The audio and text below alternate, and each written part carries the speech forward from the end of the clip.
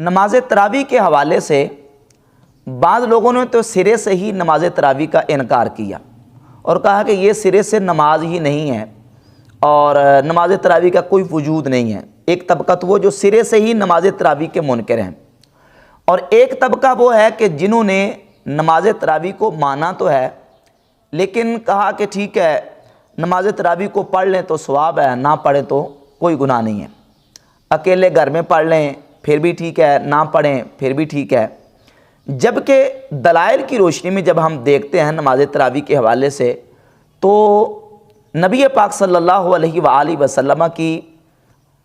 احادیث سے، سرکار دو عالم صلی اللہ علیہ وآلہ وسلم کے اپنے عمل سے اور خلفائے راشدین کے عمل سے جو بات ثابت ہوتی ہے وہ یہ ہے کہ نماز تراویح کو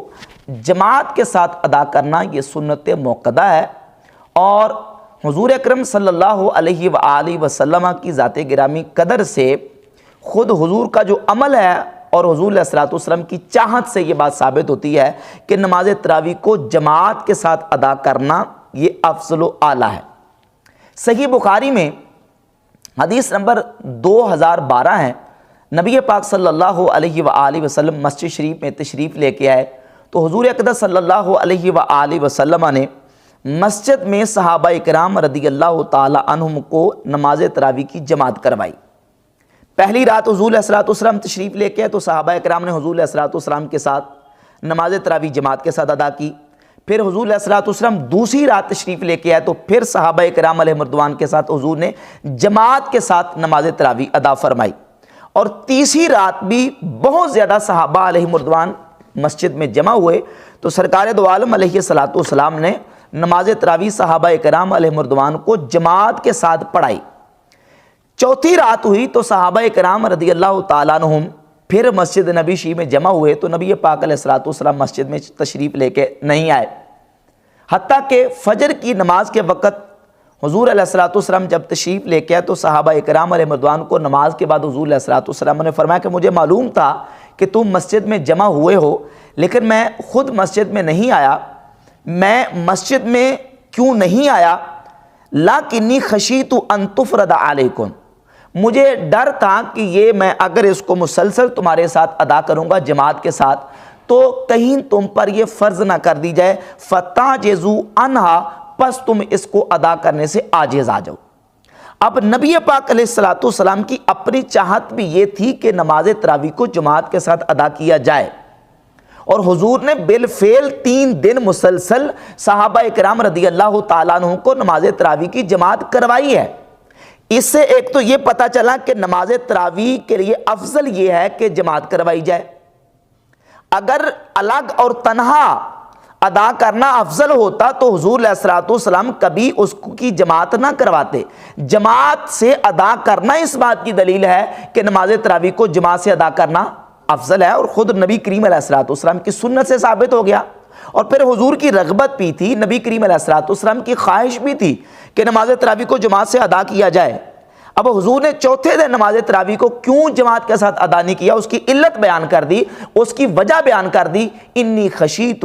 ان تفرض علیکم، مجھے ڈر ہے کہ یہ تم پر کہیں فرض نہ کر دی جائے۔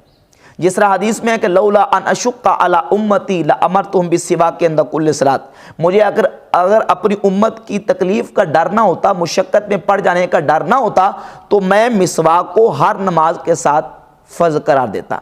لیکن نبی پاک علیہ الصلوۃ والسلام نے اپنی امت کی مشقت کی وجہ سے فرض قرار نہیں دیا۔ تو اب اسی طریقے سے حضور علیہ الصلوۃ والسلام کی چاہت اور خواہش تھی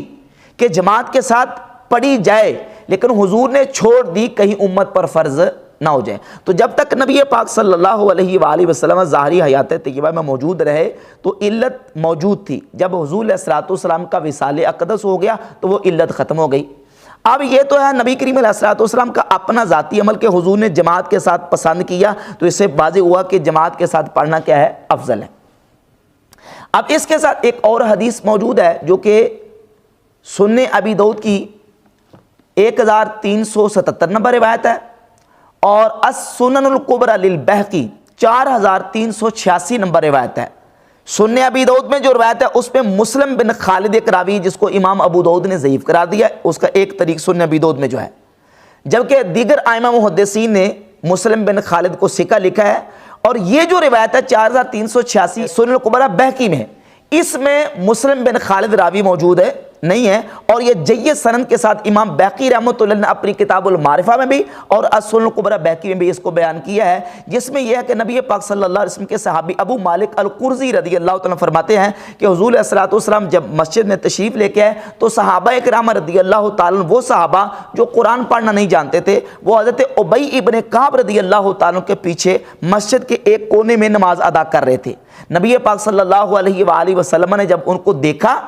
تو سرکار دو عالم علیہ الصلوۃ والسلام نے ان کی تحسین فرمایا قد احسنوا وقد اصابوا، انہوں نے اچھا کام کیا ہے اور انہوں نے درست کام کیا ہے، ولم یکرہ ذالک لہم، نبی کریم علیہ الصلوۃ والسلام نے ان کے اس عمل کو ناپسند نہیں کیا بلکہ حضور نے پسند کیا اور اس عمل کی تحسین فرمائی۔ اپنے عمل سے بھی ثابت کر دیا کہ جماعت کو حضور نے پسند کیا، خود حضور علیہ الصلوۃ والسلام نے جماعت کروائی، اور نبی پاک صلی اللہ علیہ وآلہ وسلم کے صحابی حضرت ابی بن کعب رضی اللہ تعالیٰ کو حضور نے جب دیکھا جماعت کرواتے تو نبی پاک علیہ الصلوۃ والسلام نے اس کو پسند کیا۔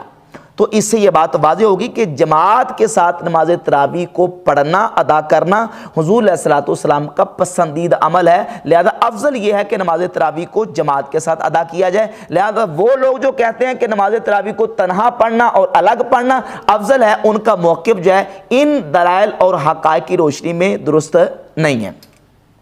بلکہ یہ موقف زیادہ درست ہے کہ نماز تراویح کو جماعت کے ساتھ ادا کیا جائے۔ اچھا، نبی پاک علیہ الصلوۃ والسلام کا جو اپنا عمل ہے اس سے تو یہ ثابت ہوتا ہے کہ حضور علیہ الصلوۃ والسلام نے 3 دن سے زیادہ جماعت کے ساتھ نماز تراویح ادا نہیں کی۔ اس کے بعد سیدنا فاروق اعظم رضی اللہ تعالیٰ کا دور خلافت جب آیا ہے، صدیق اکبر کے دور خلافت میں تو بہت سارے چیلنجز تھے امت کو، منکرین زکوٰۃ کا مسئلہ، مدعیان نبوت کا مسئلہ اور مرتدین کا مسئلہ، یہ بہت سارے اہم ایشوز اور مسائل تھے جن کو نپٹانے کے لیے حضرت سیدنا ابوبکر صدیق رضی اللہ عنہ کے دور خلافت میں بہت سارے ایسے اہم کام تھے جو نہ کیا جا سکے۔ کیوں؟ اس لیے کہ انہوں نے اہم فالاہم کی وجہ سے دیگر جو مسائل تھے ان کو ترجیح دی، نماز تراویح کو باقاعدہ سے جماعت کے ساتھ ادا کرنے کا جو سلسلہ ہے وہ صدیق اکبر رضی اللہ عنہ کے دور خلافت میں نہ ہو سکا۔ پھر حضرت عمر فاروق رضی اللہ عنہ کا دور خلافت آیا، صحیح بخاری میں 2010 نمبر حدیث ہے۔ حضرت عمر رضی اللہ عنہ جب مسجد میں تشریف لے کے دیکھا کہ لوگ الگ الگ تنہا نماز تراویح ادا کر رہے ہیں، تو حضرت عمر رضی اللہ تعالیٰ عنہ نے دیکھ کے تو کہا کہ میں چاہتا ہوں کہ لوگ ایک امام کے پیچھے جماعت کے ساتھ نماز تراویح ادا کریں، انی ارا لو جمعت ہؤلاء علی قارئ واحد لکان امثلا۔ حضرت عمر کہتے ہیں اگر میں ان کو ایک قاری کے پیچھے جمع کر دوں تو یہ زیادہ مناسب اور زیادہ بہتر ہوگا۔ ثم عزم، پھر حضرت عمر رضی اللہ تعالیٰ نے یہ پکا ارادہ کر لیا، فجمعہم علی ابی بن کعب رضی اللہ تعالیٰ، پھر حضرت عمر رضی اللہ تعالیٰ نے تمام لوگوں کو ابی بن کعب رضی اللہ تعالیٰ کے پیچھے جمع کر دیا، اور مسلسل جماعت پر مواظبت حضرت عمر رضی اللہ تعالیٰ نے اختیار فرمائی۔ جب حضرت عمر رضی اللہ تعالیٰ نے لوگوں کو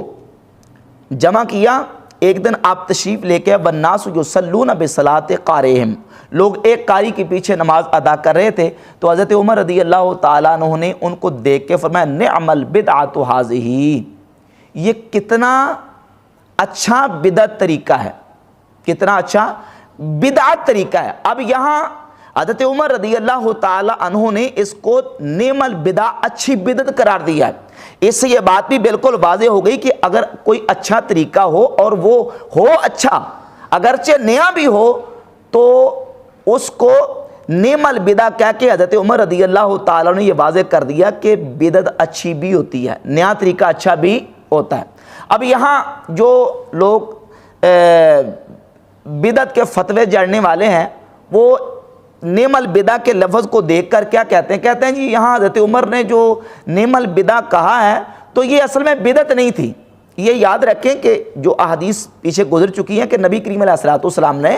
جماعت کے ساتھ نماز تراویح کو ادا کیا، اس میں صرف اتنا موجود ہے کہ حضور علیہ الصلوۃ والسلام نے 3 دن جماعت کے ساتھ ادا کیا ہے۔ پورا مہینہ مواظبت کے ساتھ نبی کریم علیہ الصلوۃ والسلام کی سنت سے ثابت نہیں ہے۔ اس طریقے کو جاری کرنے والے ایک قاری کے پیچھے پورا قرآن مجید پڑھا کے پورا مہینہ جماعت کے ساتھ لوگوں کو جمع کرنا، یہ حضرت عمر رضی اللہ تعالیٰ نے طریقہ اختیار کیا ہے۔ اس سے پہلے یہ طریقہ موجود نہیں تھا۔ اس طریقے کو حضرت عمر رضی اللہ تعالیٰ نے نعم البدعۃ ھذہ کہا۔ تو پتہ چلا کہ اگر طریقہ اچھا ہو اور وہ بدعت اچھی ہو تو وہ صحابہ اکرام رضی اللہ تعالیٰ عنہ سے اس کا ثبوت موجود ہے۔ اب غیر مقلدین یہاں یہ کہتے ہیں کہ دیکھیں وہ طریقہ بدعت ہے ہی نہیں تھا۔ اچھا اگر بدعت نہیں تھا تو پھر حضرت عمر نے نعم البدع کا لفظ کیوں بولا ہے؟ حضرت عمر یہ بھی کہہ سکتے تھے کہ نعم السنۃ ھذہ۔ حضرت عمر نے نعم البدعۃ ھذہ کہہ کے اس بات کو واضح کر دیا کہ یہ طریقہ نیا ہے، لیکن طریقہ کیا ہے؟ اچھا ہے، یہ برا طریقہ نہیں ہے۔ اچھا اب جب یہ بات ثابت ہو گئی کہ حضرت عمر رضی اللہ تعالیٰ عنہ نے اس پر مواظبت کی، پھر خلفائے راشدین نے اس پر مواظبت کی، ہم جو کہتے ہیں کہ یہ سنت موقدہ ہے، تو سنت موقدہ ہم کیوں کہتے ہیں؟ یہ یاد رکھیں کہ سنت کی 3 قسمیں ہیں،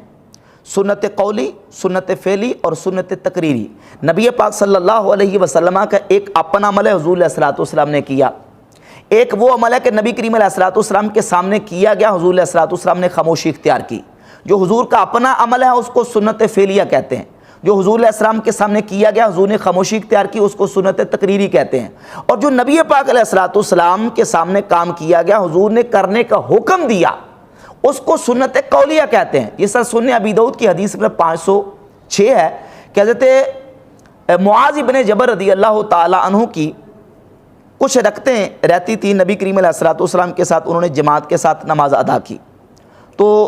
حضور نے جب سلام پھیرا تو حضرت معاذ بن جبل نے حضور علیہ الصلوۃ والسلام کے سلام پھیرنے کے بعد اپنی رکعتیں باقی ادا کی۔ تو حضور علیہ الصلوۃ والسلام نے حضرت معاذ کے اس عمل کو دیکھ کے فرمایا کہ ان معاذ قد سن لکم فافعلوا ذلک، معاذ نے تمہارے لیے ایک اچھا طریقہ ایجاد کیا ہے، فافعلوا ذلک، تم بھی ایسے کیا کرو۔ اب نبی کریم علیہ الصلوۃ والسلام کا حضرت معاذ کے اس عمل کے بارے میں اپنا حکم ارشاد فرما دینا، قول کر دینا، اس کو کہتے ہیں سنت قولی۔ سنت قولی یعنی یہ عمل نبی کریم علیہ السلام نے خود نہیں کیا کہ رکعتیں حضور کی رہتی ہوں اور حضور علیہ الصلوۃ والسلام نے بعد میں کھڑے ہو کے ان کو ادا کیا، یہ حضور نے خود نہیں کیا، حضرت معاذ ابن جبل نے کیا ہے۔ اور حضور علیہ الصلوۃ والسلام نے ان کے اس عمل پر عمل کرنے کا امت کو حکم کر دیا کہ تم نے بھی ایسے ہی کرنا ہے جس طرح کہ معاذ بن جبل نے کیا، تو یہ سنت قولی بن گئی۔ اب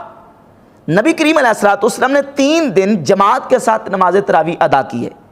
اس کے بعد ادا نہیں کی، تو سنت موقدہ کیسے ہوگی؟ سنت موقدہ ایسے ہوئی کہ اس کو خلفائے راشدین نے مسلسل مواظبت کے ساتھ ادا کیا ہے، اور خلفائے راشدین کا طریقہ اور عمل وہ ہے جس کے بارے میں سرکار دو عالم صلی اللہ علیہ وآلہ وسلم کی صحیح احادیث موجود ہیں کہ ان کے طریقے کو لازم پکڑ لو اور ان کی سنت کو لازم پکڑو۔ جس طرح حدیث موجود ہے سنن ابی داؤد کی 4607، جامع ترمذی میں 2676، نبی پاک صلی اللہ علیہ وسلم نے ارشاد فرمایا علیکم بسنتی وسنت الخلفاء الراشدین المہدیین، تم پر میری اور میرے خلفاء راشدین المہدیین کی سنت لازم ہے۔ عدو علیہا بالنواجذ، تم میری سنت کو اور میرے خلفاء راشدین کی سنت کو داڑھوں سے مضبوطی سے پکڑ لو، تمسکو بہا، اور اس کو مضبوطی سے پکڑو، داڑھوں سے مضبوطی سے پکڑو، اس کو چھوڑو مت، تم پر میری اور میرے خلفائے راشدین کی سنت لازم ہے۔ تو اب حضور کے اس فرمان کی وجہ سے، حضور کے قول کی وجہ سے خلفائے راشدین کی سنت جو ہے وہ امت کے لیے سنت موقدہ بن گئی، اور بالخصوص حضرت صدیق اکبر اور فاروق اعظم رضی اللہ تعالی عنہما کے بارے میں نبی پاک علیہ الصلوۃ والسلام کی صحیح حدیث سنن ابن ماجہ میں حدیث کا نمبر 97 ہے، اور المستدرک علی الصحیحین کی جلد 3 صفحہ 290 پر 4510 نمبر حدیث ہے۔ نبی پاک علیہ الصلوۃ والسلام نے ارشاد فرمایا اقتدوا باللذین من بعد ابی بکر و عمر، میرے بعد ابو بکر و عمر کی اقتدا کرو، میرے بعد ابو بکر و عمر کی پیروی کرو۔ نبی پاک علیہ الصلوۃ والسلام کے اس فرمان سے بھی، حضور کے قول سے بھی یہ بات ثابت ہوتی ہے کہ جو عمل حضرت صدیق اکبر نے کیا، حضرت فاروق اعظم نے کیا، وہ عمل امت کے لیے کرنا لازم ہے۔ علیکم بسنتی و سنت الخلفاء الراشدین اور اقتدوا باللذین من بعدی، ان دونوں حدیثوں سے حضرت عمر رضی اللہ تعالیٰ عنہ اور خلفائے راشدین رضوان اللہ علیہم اجمعین کا جو طریقہ اور ان پر کسی عمل پر ان کی جو مواظبت اور دوام اور ہمیشگی ہے، اس سے سنت موقدہ کا ثبوت ملتا ہے۔ تو نماز تراویح کو جماعت کے ساتھ ادا کرنا چونکہ خلفائے راشدین کے عمل سے اس مواظبت ثابت ہے، تو اس لیے یہ سنت موقدہ ہے اور امت کے لیے اس کا کرنا ضروری اور لازم ہے۔